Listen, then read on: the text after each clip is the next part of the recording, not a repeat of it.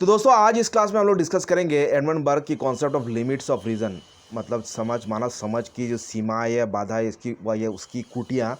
या उसमें किसकी खामियाजा या किस हद तक वो काम कर सकती है या किस हद तक वो कारगर नहीं हो सकती है, तो उस पर हम लोग एक विस्तारित रूप में चर्चा करेंगे। Burke questioned the very basic argument that a stable political structure could be established only on the basis of reason।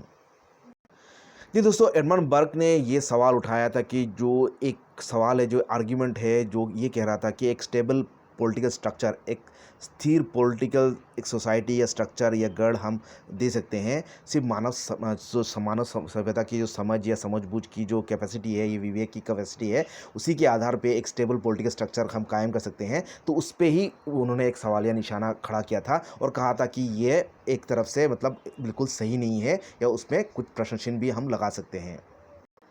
In fact, Burke questioned the whole style of rationalistic thought and argument reiterated by Michael Oakeshott। तो bark ने जो आपका जो rationalistic thought है, जो कि आपका समझ विचार या जो सही गलत की आधार पर जो भी थॉट है या मानव चिंतन की जो प्रक्रिया है, उस पे ही उन्होंने एक सवाल उठाया था। और ये जो मानव सभ्यता की जो रैशनलिस्टिक थॉट है, जो कि सभी चीज़ को सही या गलत के आकार में उस पर आपका जांच पड़ताल करती है, तो ये सवाल पहले भी आपका जो माइकल ऑक्शट थे, जाने माने जो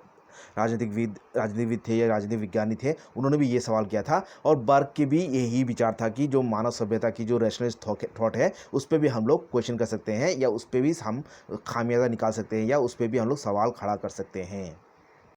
अभी आगे देखते हैं। कोटिंग एरिस्टोटल ही क्वेश्चन अगेंस्ट ए प्रायरी डिडक्टिव रीजनिंग इन मॉरल एग्रीमेंट्स। देखिए,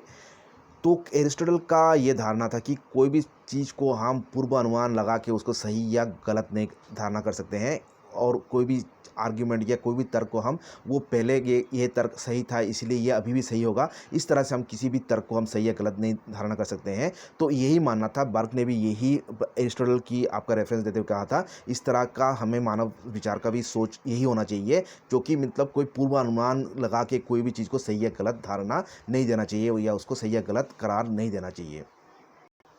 The philosophy of the French revolutionists was a false philosophy because of his insistence that all authority derive its sustenance from reason। अभी देखिए, जो France की जो विप्लव हुआ था, जो French revolution हुआ था, वो उसकी जो दर्शन था, उसका जो फिलोसफी थी या मूल सिद्धांत जो था, वो एक गलत, एक फॉल्स फिलोसफी था। क्योंकि एडमंड बर्ग कहते थे कि जो फ्रेंच रिवॉल्यूशनर्स की जो ये कथन था, वो इस बात पे अड़े थे कि जितने भी अथॉरिटी है, जो भी शासक वर्ग है या जो भी शासन प्रक्रिया, शासन व्यवस्था है, वो मतलब तर्क से, मानव सभ्यता की जो विवेक है या समझबूझ है, उससे ही उनकी सस्टेनेंस होती है, उसकी जीविका होती है। मतलब उसी के आधार पे सभी अथॉरिटी, सभी शासन व्यवस्था या शासन प्रणाली या शासन प्रक्रिया चलती है। मतलब मानव सभ्यता की समझबूझ या रीजन की कैपेसिटी की, उसी के आधार पे ही सभी अथॉरिटी या शासन प्रक्रिया चलती है। और ये एक गलत आधार है, गलत धारणा है, ये मानना था एडमंड बर्ग का। क्योंकि मानव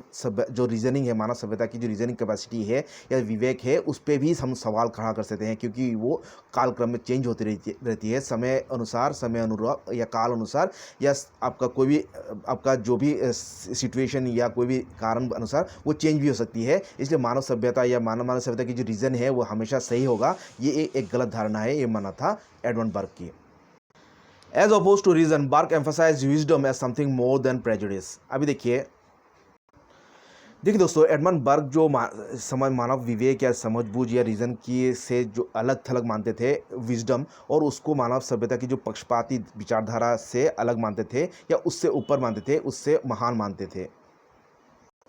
तो इसका मतलब एडमंड बर्ग जो ज्ञान है, ज्ञान को सबसे ऊपर रीज़न से भी, या जो प्रेजुडिस है या पक्षपातित्व की कोई भी धारणा से ऊपर मानते थे। The philosophy of natural rights based on the new principles of liberty and equality was not conducive to the establishment of order. और इसी आधार पर वो मानते थे, जो फिलोसफी ऑफ नेचुरल राइट्स, वो जो कहते हैं जो प्रकृति ने मानव सभ्यता को, मानव जाति को कुछ अधिकार दिए हैं, और वही आपका वो बेस्ड है आपका प्रिंसिपल ऑफ लिबर्टी, मानव स्वाधीनता और समानता के आधार पर वो कायम है। और ये आपका कोई भी सभ्य समाज की या समाज व्यवस्था की एस्टेब्लिशमेंट में या एक समाज व्यवस्था कायम करने में ये कारगर नहीं है, या ये उचित नहीं है, या कंडीसिव नहीं है। क्योंकि जो नेचुरल राइट्स है या जो concept of liberty and equality, उसको भी वो एक तरफ से वो खंडन करते थे बर्ग, और कहते थे ये कॉन्सेप्ट भी एक तरफ से गलत है, ये माना था एडमंड बर्ग का।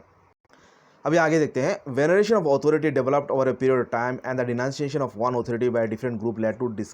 इस डिनाउंसिएशन एज वेल। अभी देखिए, एक क्या होता है, कोई भी एक कॉन्सेप्ट ऑथोरिटी जो भी शासन व्यवस्था के प्रति, शासन प्रक्रिया के प्रति लोगों की सद्भावना या आस्था होती है या सम्मान होती है। जैसे कि एक समय में देख लीजिए, आपका जो मोनार्की था, जो किंगशिप था, जब राजा महाराजा थे, और उनके प्रति भी लोगों का आस्था था या वेनरेशन था, सम्मान था। लेकिन ये कालक्रम में क्या होता है, ये जो सम्मान या आस्था वो चेंज होती है, क्योंकि मानव जो रीजनिंग कैपेसिटी, मानव की उसकी सोच है, वो कालक्रम में चेंज होती रहती है, समय अनुसार उसमें चेंज तब्दीली आती है। और उससे जो मानव सभ्यता की जो भी शासन वर्ग की अथॉरिटी के प्रति जो भी धारणा है या सम्मान है या अथॉरिटी जो भी उसकी सोच है, वो भी तब्दील होती है। और इसी तरह and the denunciation of one authority by different group led to this denunciation as well. और इस तरह से आपका किसी भी एक शासन व्यवस्था की प्रति जो डिनाइजेशन, एक कोई भी एक वर्ग, समाज में एक वर्ग अगर कोई एक शासन वर्ग को अगर नकार देता है, तो उससे क्या होता है, समाज में उस शासन वर्ग के प्रति, शासन व्यवस्था के प्रति लोगों में असम्मति आता है, उन लोगों में उसके प्रति अविश्वास आती है, और लोगों की जो सम्मान है वो धीरे धीरे कमने लगती है। और बाद में क्या होता है, जो मेजोरिटी ग्रुप है उसको मतलब डिनांस कर देते हैं, उसको नकार देती है। और यही हुई थी पिछले पूर्व जितनी भी शासन व्यवस्था थी, मोनार्की कहिए, ओलिगार्की कहिए, एरिस्टोक्रेसी कहिए, वो सभी आपका कालक्रम में लोगों ने उसको नकार दिया, और बाद में जाके अभी डेमोक्रेटिक सोसाइटी की ओर मानव समाज आगे बढ़ रहा है। तो ये इसी से हम लोग अनुमान लगा सकते हैं कि मानव जाति की जो समझ है या समझ आस्था है, वो कालक्रम में समय अनुसार उसमें तब्दीली आती है, और उससे लोगों की जो आस्था, विश्वास या जो संकल्प है या धारणा है, वो भी परिवर्तन होती है। तो इसीलिए हम मानव सभ्यता की जो रीजनिंग कैपेसिटी है उसको, या जो समझबूझ की जो कैपेबिलिटी है, या जो एस्टेब्लिश जो भी ऑर्डर है, उसको हम लोग सही, हमेशा के लिए सही नहीं करार दे सकते हैं। ये मानना था एडमंड बर्ग का। अभी आगे देखते हैं, the abstract revolutionary ideology inevitably led from subversion to anarchy. अभी देखिए, जो भी आपका क्रांतिकारी जो भी धारणा है, या वो भले ही वो वास्तविक ना हो, काल्पनिक हो, वो कालक्रम में आपका जो अफरा तफरी से आपका मतलब सब जो आपका दमन से आपका अफरा तफरी तक ले जाती है, क्योंकि because it brought a constitutions of rights but not of duties. क्योंकि ये तो मनुष्य के अंदर उसके अधिकार की चेतना जागृत करती है, लेकिन उसके साथ साथ चेतना के साथ साथ उसके अधिकार के साथ साथ उसको ये समझ नहीं देती है कि उसके साथ उसका नियम अनुशासन का या डिसिप्लिन या ओबीडियंस टू अथॉरिटी, मतलब शासक वर्ग के प्रति नियम अनुबद्धता या ओबीडियंस या आज्ञाकारिता या नियम को मान के चलने का जो समझ है, वो नहीं देती थी। बिल्कुल सिर्फ उसको ये धारणा, ये उसमें ये ज्ञान देती थी कि उसके पास अधिकार है, लेकिन अधिकार के साथ साथ उसको हासिल करने के लिए, उसको बरकरार रखने के लिए जो ऑर्डर, डिसिप्लिन या ओबीडियंस, शासन वर्ग के प्रति जो ओबीडियंस, जो नियम अनुशासनता या नियम अनुबद्धता या एक ऑर्डर में चलने का जो नियम है, उसको जो सीख है वो नहीं देती थी। इसलिए क्या होती थी, जो कोई भी क्रांतिकारी जो आइडियोलॉजी है, जो धारणा है, वो आपका दमन से आपका अफरा तफरी तक ले जाती है, कोई स्टेबल पॉलिटिकल ऑर्डर तक नहीं ले जाती थी। ये मानना था एडमंड बर्ग की। Burke repeatedly stressed that society needed awe, superstition, ritual and honor for this stability। अभी बार बार बर्क ने इस पे ये कहा है, इस पे स्ट्रेस किया है, इस पे आपको जोर दिया है कि समाज को, कोई भी समाज को अगर कायम रखना है, उसको स्टेबल रखना है, या उसकी स्थिरता के लिए उसमें आपका भय या जो अंधविश्वास या नियम अनुसार रिचुअल है, कोई भी धार्मिक हो या कल्चरल हो, वो नियम पालन करने का, या शासक वर्ग के प्रति जो ऑनर है, सम्मान है, वो चाहिए, जिससे कि उसमें स्टेबिलिटी या स्थिरता बरकरार रहे, या इसी के आधार पर समाज में स्टेबिलिटी या स्थिरता बरकरार रहती है, ये बरकरार रहती थी। And to be able to secure the loyalty and support of those on whom it depended. और इसके साथ साथ आप ये समाज जो भी शासक वर्ग के अनुसार चल रही है, उनकी अगर सम्मान, उनकी सपोर्ट या उनकी अगर लॉयल्टी उनकी अगर आपकी, तो समाज में अगर शासक वर्ग की अगर सम्मान या उनकी वफादारी या सपोर्ट, सहायता चाहिए, तो मनुष्य को उसके प्रति भय या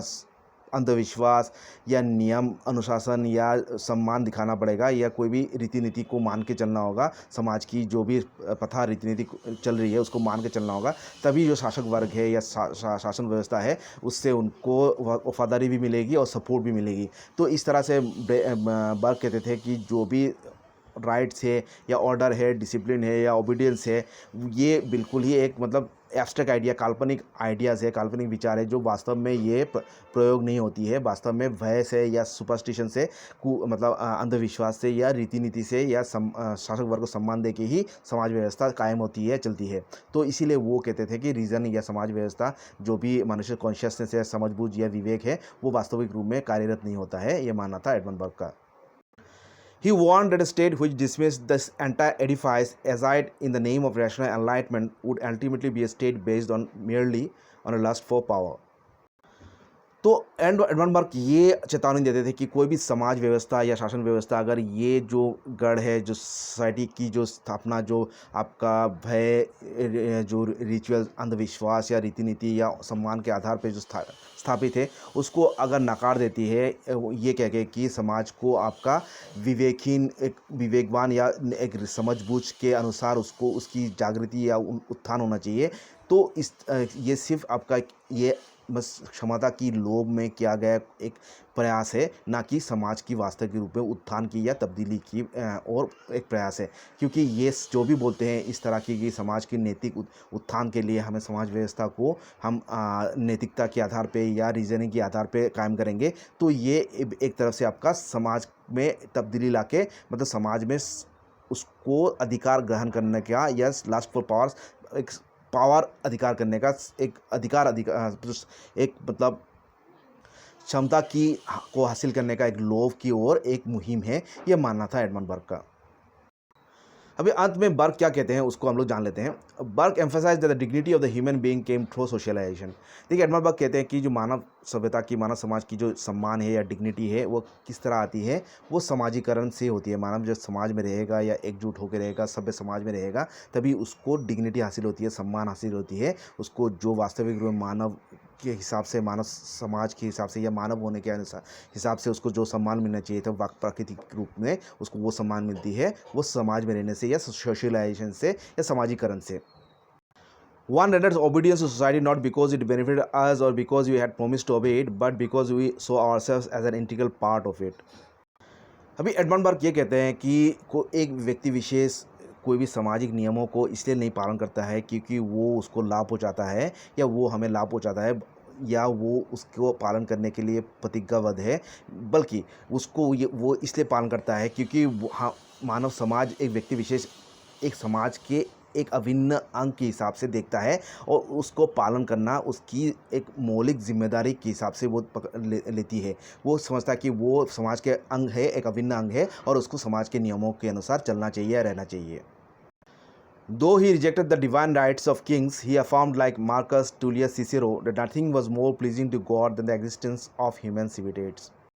देखिए दोस्तों, एडमंड बर्ग इस धारणा को बिल्कुल रिजेक्ट करते थे, नकारते थे कि जो विश्वास करता था कि जो राजा है मोनार्की में उसके पास ईश्वर द्वारा संपन्न ईश्वरीय अधिकार है और जिसके अनुसार वो लोगों पे अपना हक जमाता है या शासन करता है। और मार्कस टूलियस सिसेरो जो है उनके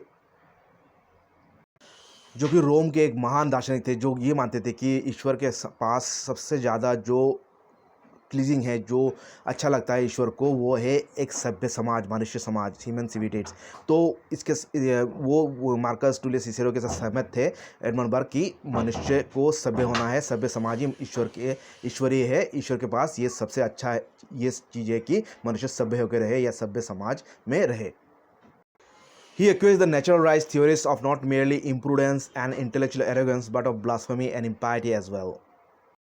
और अंत में एडमंड बर्ग ये कहते हैं कि जो नेचुरलाइज थ्योरीज है, जो कि जैसे कि लॉब्स, लॉक्स और रूसो, जो कि मानते थे कि प्रकृति के द्वारा दिया गया मनुष्य के पास कुछ मूल अधिकार है और उसको जैसे कि लिबर्टी, फ्रीडम या एक्सप्रेशन या उस सिक्योरिटी, उस तरह की जो उनकी इसके अधिकार है उसको कायम करना राज्य का दायित्व होता है, उसका मूल कर्तव्य होता है। तो उसके बिल्कुल खिलाफ एडमंड बर्ग बोलते हैं कि इस तरह वो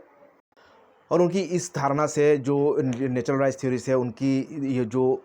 नासमझी या जो आध्यात्मिक जो अहंकार या कट्टरता और ईश्वर के दिया गया जो राइट्स है, डिवाइन राइट्स है, उसकी खिलाफ या ईशनिंदा या उसकी आज्ञा ना करने का उनमें उनकी जो व्यक्तित्व है वो प्रकट होती है। तो इस तरह से हम लोग को यह मालूम होता है कि जो एडमंड बर्ग थे वो नेचुरलाइज थ्योरीज के बिल्कुल खिलाफ थे और डिवाइन राइट्स जो ईश्वर द्वारा दिया गया, ईश्वर से दिया गया जो अधिकार या नियम है उसको पालन करने में ही समाज की बेहतरी या लोगों की बेहतरी मानते थे।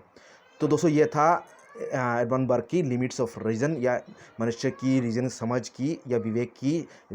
सीमितता या उसकी बाउंड्रीज़ की बारे में क्या था, क्या उनकी धारणा था, उस पर कुछ चर्चा। आशा करता हूँ आप लोगों को अच्छा लगा है तो लाइक कमेंट कीजिएगा, और कुछ डाउट है तो आप लोग कमेंट सेक्शन लिख सकते हैं। तो आज तक के लिए इतना ही। Thank you.